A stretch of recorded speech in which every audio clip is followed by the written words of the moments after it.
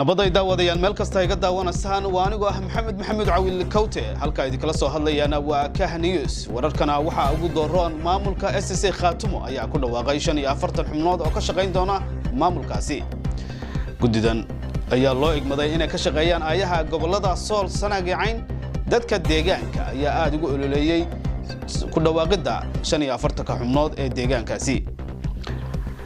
gudidan ayaa lagu dhaarin doona maalmaha soo socda magaalada Laascaanood ee xarunta gobolka Sool sidoo kale afayeenka gudida SSC Cabdisaaq Falaalug ayaa iska fogeeyay eedeemo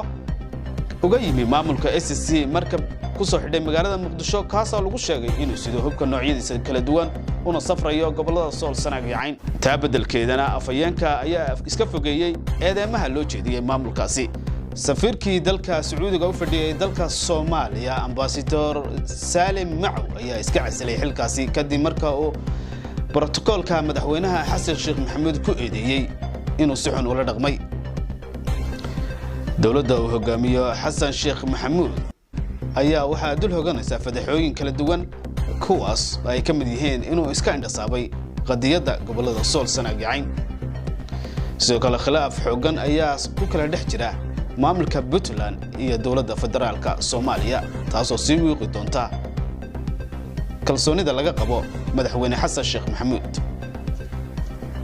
waanigu Kawte Kah News